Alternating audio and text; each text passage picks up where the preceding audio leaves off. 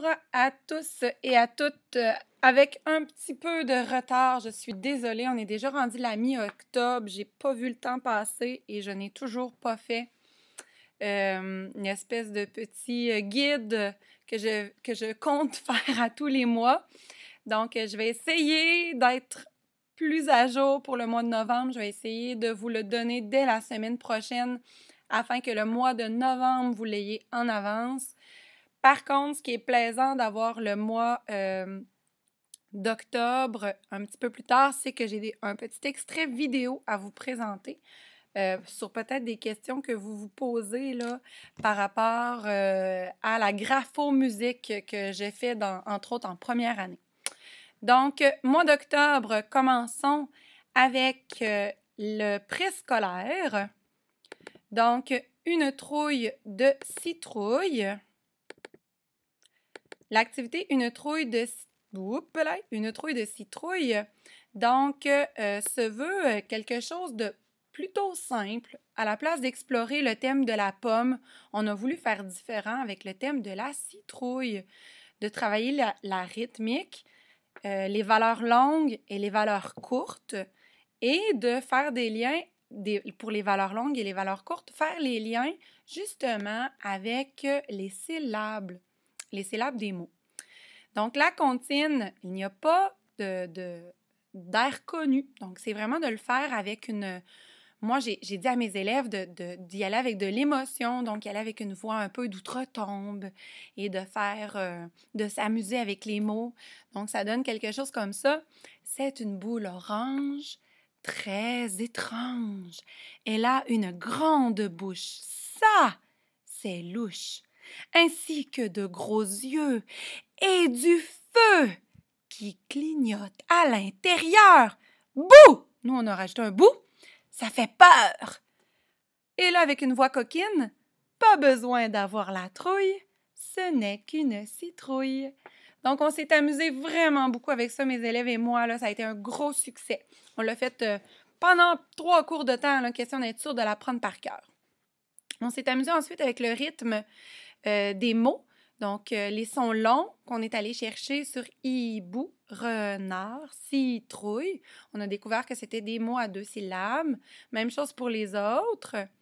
Et on s'est amusé. Moi, j'ai fait des petits pictos avec seulement l'image. Et on a fait je vais le dire, des suites logiques, voilà, avec les petits pictos, et ça a donné des suites logiques musicales parce qu'après ça, on a fait les rythmes des mots et on s'est amusé à les marcher, à les frapper sur nos mains, à les claquer avec nos doigts, à les faire sur nos cuisses, à se promener dans la classe. Donc, on a rajouté des instruments. Justement, ici, on a rajouté des instruments qui se frappent, des instruments qui se frottent. On s'est amusé avec les mots. Et je peux vous donner les pictos, la page de pictos que j'ai fait. Si vous m'envoyez un petit « Oh, s'il vous plaît, Madame Amélie, j'aimerais beaucoup l'avoir. » Donc, ça va me faire plaisir de vous le transférer. Mais si vous ne comptez pas le faire, ben je ne le transférerai pas pour rien. J'ai pas fait, moi j'ai décidé de ne pas faire à l'intérieur d'une citrouille, mais c'est une très belle chanson. Si vous voulez la faire, ça permet de travailler l'intérieur et l'extérieur. Donc, en dedans et en dehors, c'est pas toujours un concept qui est clair au préscolaire. Donc, c'est ce qu'on aurait dû faire. Moi, je suis pas allée, j'ai décidé de travailler d'autres choses avec les profs, là, en entente avec les profs du préscolaire. Donc, je suis pas allée vers ça. Mais très plaisant. On s'en va ensuite pas maintenant, en première année. Donc, les fantômes. Alors, fantômes, je me suis amusée avec les voyelles. Donc, on fait en sorte que les voyelles deviennent des voyelles musicales. Alors, on s'amuse à faire des sons ascendants et descendants avec le O. Après ça, on s'amuse à faire des sons longs avec le A, des sons courts avec le I, justement le point du I qui réfère au son court. Toujours un son très A, là, donc ça, c'est un petit... si vous voulez vous amuser avec vos élèves, donc toujours faire un A à chaque fois qu'on voit une sorcière ou un fantôme. Le son E qui fait des loops, donc qui est long, mais qui fait des loopings, donc qui fait des... On s'amuse avec notre doigt à faire un looping pour faire le son E. Ça réfère aussi au looping pour faire le E là, en graphomotricité. Ensuite, le U qui fait un son répété, là, le son du hibou, là, ils vont vous dire, là, un hibou, ça fait OU. Ah, mais c'est pas grave, nous, on a des hiboux de musique. Donc, notre hibou musical, il fait un U. Alors, c'est pas grave. U, U, U, U. Donc, on fait des sons répétés. Ensuite, petite inventée à faire avec les yeux du hibou. On révise les voyelles, on les réécrit. On pratique en même temps la majuscule et la minuscule. Vous allez voir, les profs de première année vont être très contents de vous voir faire ça. On répète encore une fois, le son long, c'est quoi? Un son court, c'est quoi? Un son ascendant, descendant, qu'est-ce que ça fait? Un son répété. Vous pouvez vous amuser à faire des devinettes. On fait la danse du squelette pour s'amuser. Et on écoute les danses macabres de Camille Saint-Saëns. On essaie de répondre aux questions. Et après ça, on s'en va faire la graphomusique. La graphomusique, ce que ça fait, c'est de vraiment suivre le doigt avec la musique. Et là, j'ai une petite vidéo à vous présenter que j'ai fait avec mes élèves tout à l'heure. Donc, voilà ce que ça peut donner lorsqu'on le fait avec ses élèves. Descends, monte, descends, les sons longs. Long, Et ici, on voit quand même des élèves qui ont plus de difficultés que mon autre groupe. Mon autre groupe, c'est numéro 1. Mais je vous ai montré... Donc, je les aide en suivant.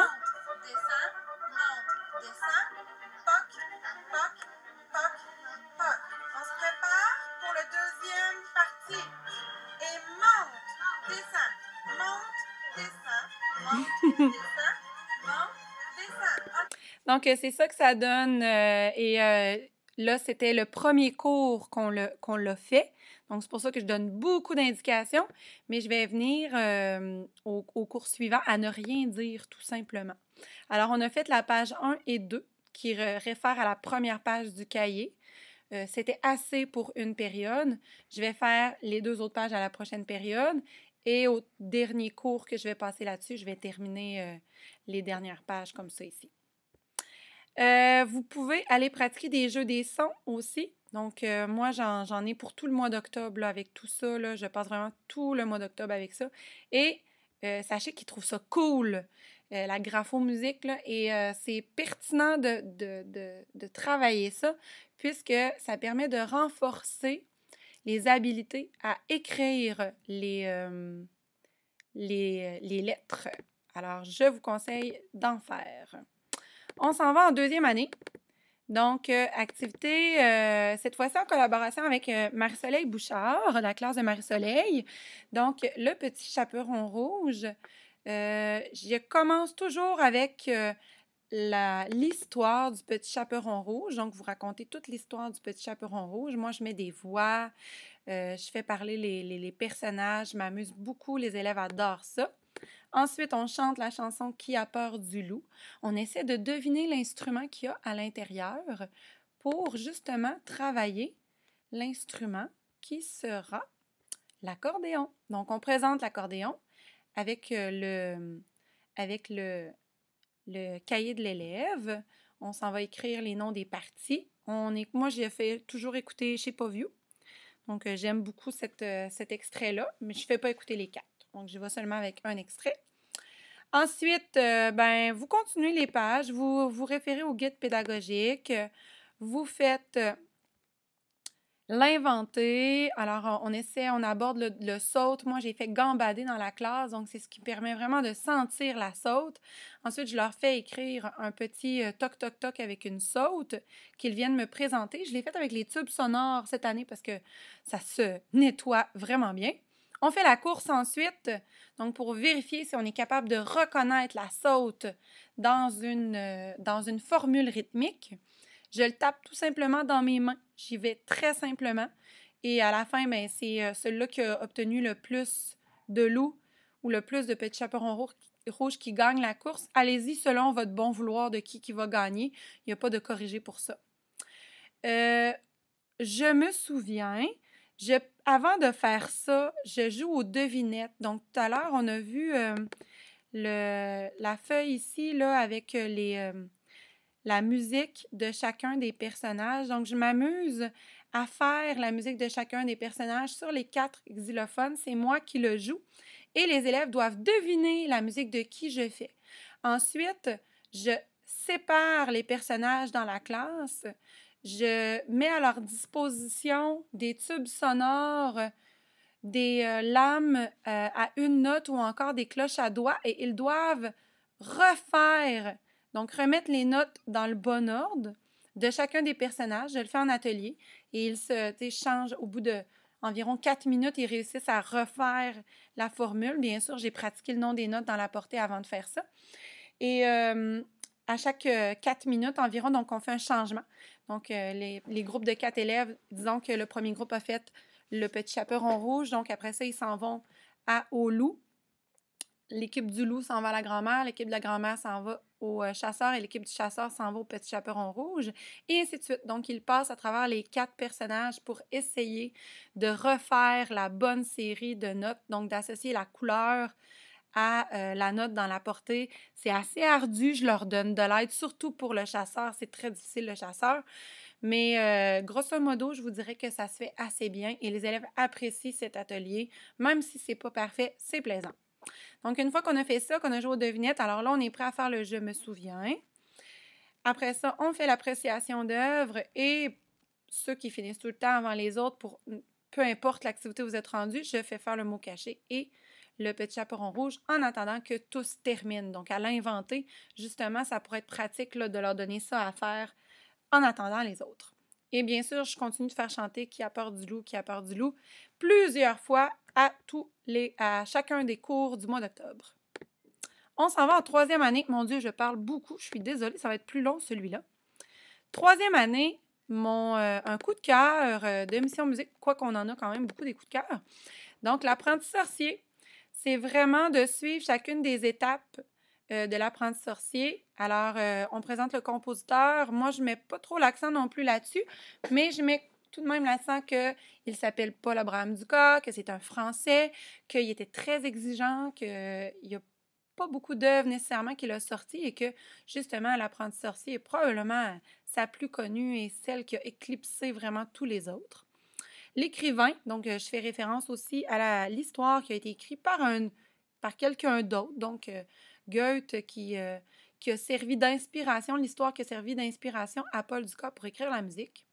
Je présente les personnages, l'histoire que je lis avec toujours mon talent d'interprète théâtral, l'apprécier. Je ne le fais pas tout de suite dans le cahier. Donc, tout d'abord, je fais juste une présentation très simple. Et au cours suivant, là, vraiment, je fais l'apprécier avec une analyse que je mets, tu sais, qu'on regarde exactement chacun des personnages, le thème du sorcier, le ballet, le thème du ballet, etc., etc., etc., les instruments associés à chacun d'eux. Ils vont me remplir à la fin de cette période-là, justement, quel a été leur personnage préféré. Je ne fais pas réécouter l'apprenti sorcier à ce moment-là parce que je l'ai déjà fait écouter. Donc, ça, pour moi, c'est déjà quelque chose qui a été fait, mais vous pouvez le faire réécouter. Vous pouvez aller faire réécouter justement la version de Walt Disney Fantasia pour en faire un comparatif. Ensuite, c'est l'inventé.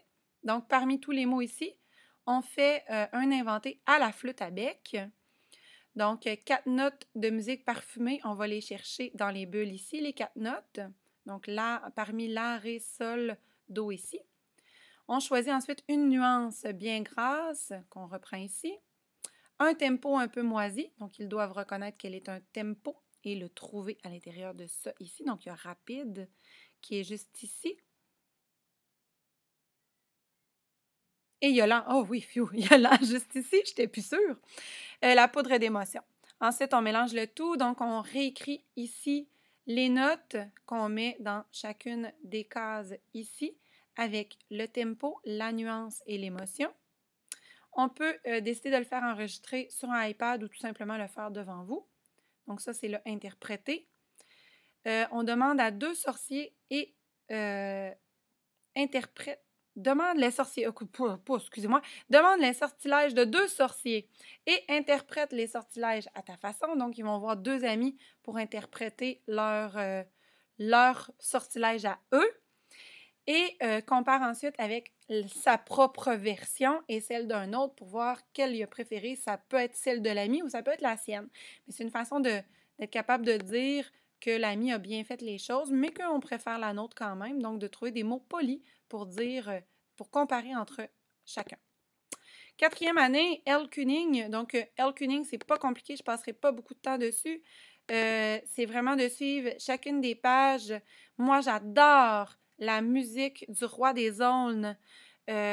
Justement, inspirée encore une fois sur un poème de Goethe.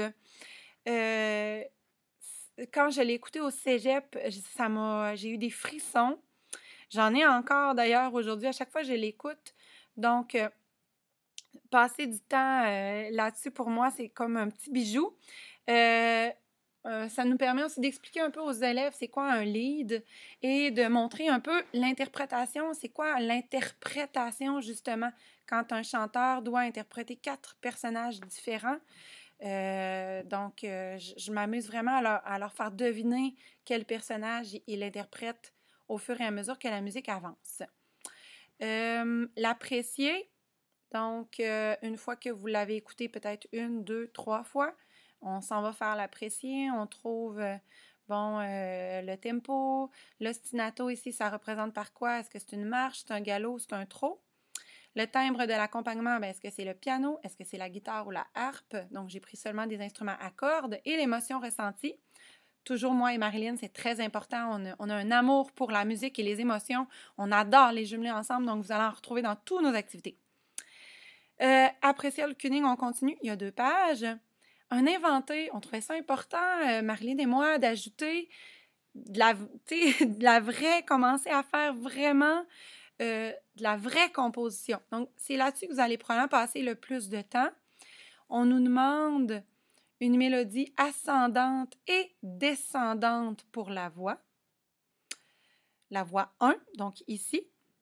Ensuite, pour la voix 2, qui représente le piano, donc une note qui sera répétée. Donc, une note qui va être vraiment répétée tout au long. De prendre seulement ce qui sonne joli à tes oreilles. Donc, il va falloir qu'ils l'essaient sur un xylophone ou sur quelque chose, là. Et ils n'auront pas le choix parce que 2 voix, tu ne peux pas faire ça sur la flûte à bec, là. Fait que ça va être vraiment sur un xylophone. Le chiffre indicateur, donc vraiment revenir sur le chiffre 4, qu'est-ce que ça veut dire, qu'est-ce qu'on doit faire dans la portée, le nombre de pulsations par mesure. L'interpréter, on a mis une auto-évaluation. Ça pourrait aussi être évalué par quelqu'un d'autre ou vous-même. Donc, à vous de l'utiliser comme ça vous tente. 5e année! On avance, on avance. Excusez-moi, c'est plus long que d'habitude, mais c'est très utile. Prenez ce que vous voulez dans ça. 5e année, les araignées. Alors, pas compliqué les araignées non plus. On passe une étape à la fois. On parle de l'accelerando, ralentendo. Moi, mes élèves ne l'avaient pas vu en plus en 4e année, donc j'ai pris un petit peu plus de temps et j'ai parlé vraiment du métronome qui accélère avec les battements par minute, BPM, et contraire pour ralentendo, les battements par minute qui deviennent des chiffres de plus en plus petits.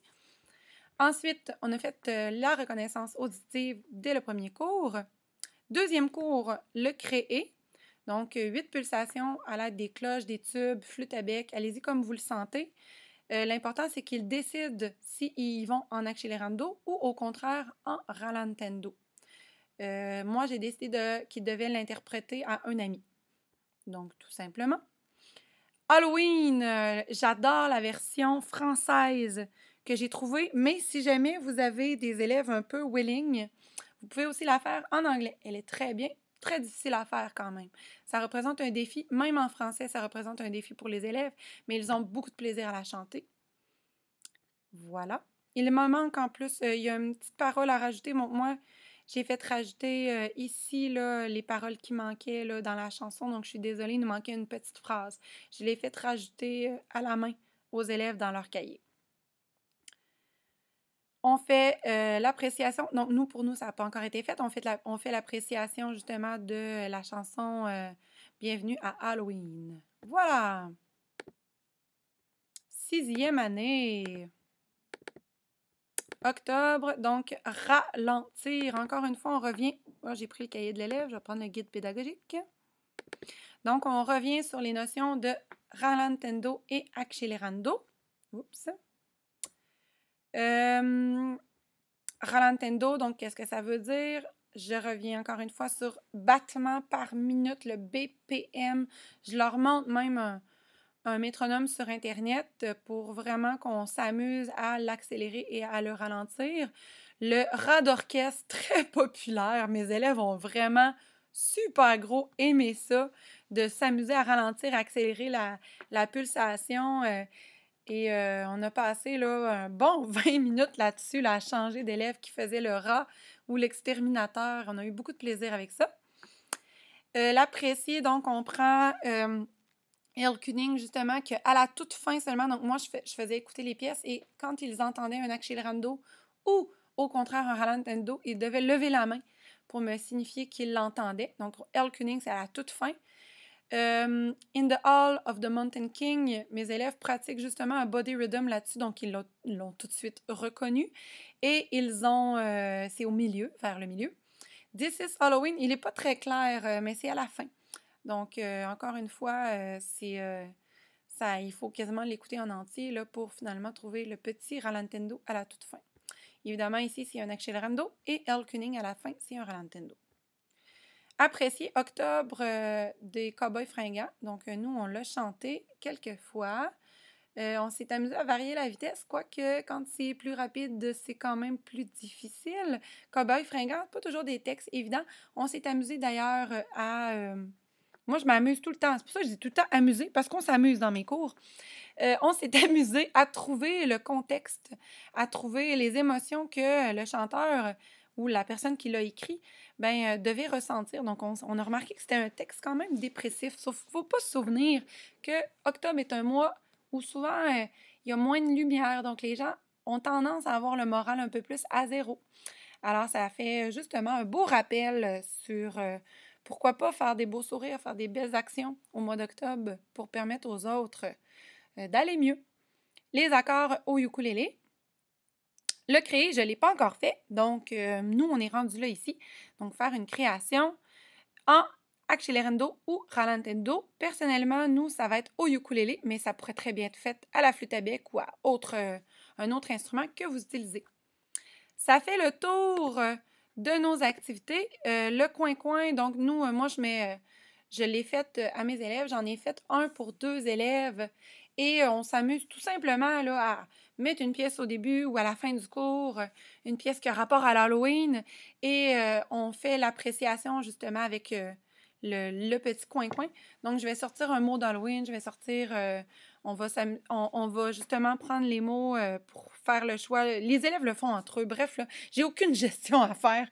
Des fois, je le sais qu'est-ce qu'ils font, là, mais pour vous dire à quel point ils sont rendus autonomes, je les laisse aller, puis je fais juste écouter leurs réponses un peu, et je fais juste travailler sur la clarté de la réponse, et puis la justesse de leur réponse là-dedans. J'espère que c'est complet. 23 minutes, je suis vraiment désolée pour la longueur. Je vais essayer de le faire plus court, mais ça m'anime tellement de vous faire ça. J'aime tellement ça, le faire, et j'ai des bons commentaires, donc c'est pour ça que je prends la peine de le faire comme il faut. Je vous souhaite de passer une belle fin d'octobre. Ne lâchez pas. Je sais que le mois d'octobre est difficile. Ne lâchez surtout pas. On continue. Et rendez-vous au mois de novembre pour ma prochaine capsule guide pédagogique. Bye bye!